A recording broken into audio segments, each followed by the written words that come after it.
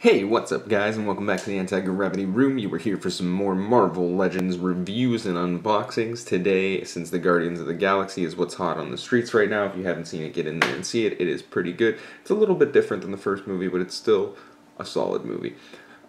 We have Marvel's Angela, who used to actually be a Spawn property, but then switched over to our lost daughter of Odin, Thor's sister, I guess. There you go.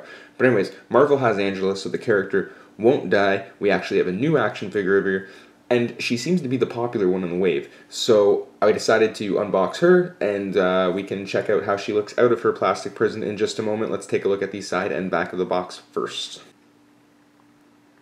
So there's quite a cool graphic there on the side. I actually like the art on this a lot with her sword there, her armor. She looks fantastic. I like that they more or less kept her her Spawn style. And here's a look at the back of the box. A master of hand-to-hand combat, Angela is known throughout the galaxy for her battle prowess. Not a very good description, but there's a picture of her. The photographs on the back of these boxes really make the figures look a lot better than they are.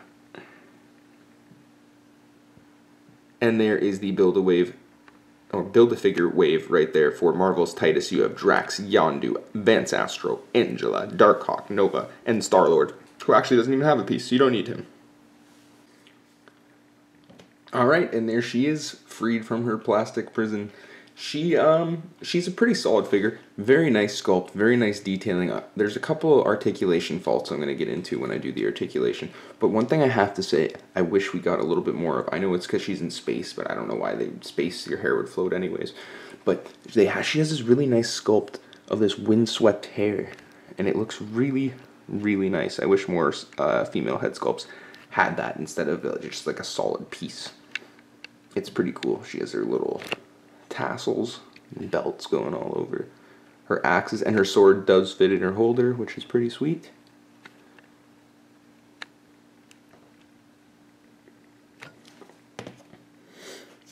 We'll see. Get a side view here. Very solid. Very nice sword pattern here, good detailing in it. Mine's a little bit warped out of shape from being in the box, but you can straighten that out if you want. She's got her boots, which go all the way up. Very cool. Her little belt thing is actually independent, so you could take it off. There's not a way to take it off. You have to just figure out how to remove it. Remove her legs, I guess, and then just remove the belt. The money shot. Solid bum. But yeah, solid sculpting, solid paint job. I really don't have any big paint errors on mine, which is nice. So, as for the articulation, you can go left with the head. You can go right with the head. You can go kind of down with the head. Pretty down, actually. Up is a little bit more tricky because of her hair sculpt. Oh, that's about as far up as she goes, but she's got pretty solid head articulation. Shoulders. Okay, here's where you're going to run into some problems. Now, they tried to avoid this on this shoulder, which I appreciate, by having the seam, or where it attaches for this piece of armor, at the bottom. I'm giving her shoulder a little bit better articulation and movement. Now, for this shoulder, they did not do the same thing. It's actually adhesived at the top. So when you go to bend this shoulder, you're not going to get nearly as much articulation upwards or that way. That's about as far as it can go that way. Whereas this one, you can get up quite a bit more and just get that little bit of extra articulation out of her arms. She does only have single jointed elbows, as most of the female figures you're used to. It does swivel. And she does have a wrist rotation, but she does not have a wrist pivot, I guess, like one of these. And that is due to her gauntlets, or they just didn't want to use the hands that have that. But she can rotate. Another thing you'll notice on your figure is the hand hole is quite small, and in some cases melded together. You just might have to get an X-Acto knife and cut that.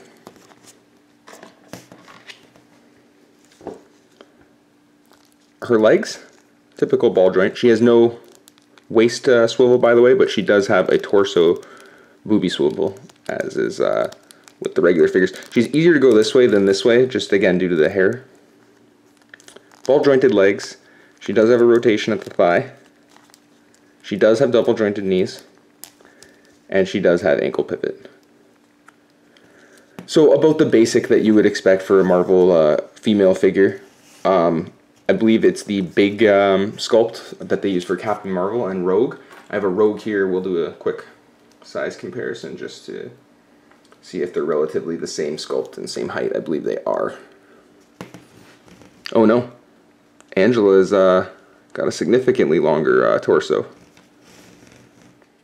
And there she is next to a bunch of different Marvel female figures of different scales.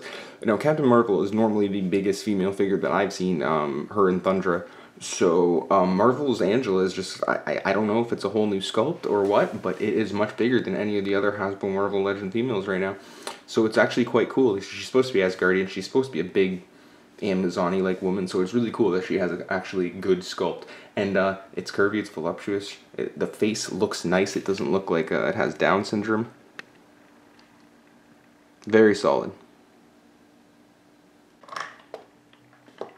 And there she is next to some of her other Guardians friends from the wave. And for all you technical people, she stands 6.5 inches tall. And that is it for my review and unboxing of Marvel Legends Angela. So far, I have to say that this figure is probably one of my favorites in the figure, next to Yondu, who you'll see below there, getting crushed under the heel of power. It's highly detailed. It's an original looking sculpt. The paint apps are done nice. There's a couple of original features. She comes with a bunch of accessories, a sword, a holster, 2 little claw things, the Build-A-Figure. So honestly, this is what the kind of product that Marvel should be putting out at this price point. You know, and I hate to see when they say, well, you know, extra paint apps and extra accessories, they cost this. It's not true. It's just not fucking true. Take a small hit in your price margin, you're still going to make a ton of money. The reason I say it's not true is you can see toys like Playmates or, you know, like even little children's toys, Play School, and Nickelodeon with the Ninja Turtles. They will include so much stuff at such a low price point with decent paint apps and sculpting. And so if smaller companies can do it, one of the biggest toy companies in the world should have no problem doing it. So I hate hearing that excuse, Hasbro. Please don't give us that bullshit excuse. Just say, hey, we want to make more money. It's not, it's going to cost more to the consumer. Take a small hit. It's not, you're still going to make money. So I hate that bullshit. This is perfect though. This is the kind of thing I want you to strive for, and I hope it continues like this in the Marvel Legends lineup. Remember guys, if you like the video and you want to see more Marvel Legends openings, you want to see more of Angela's boobies, and you want to see more general toy action and want to see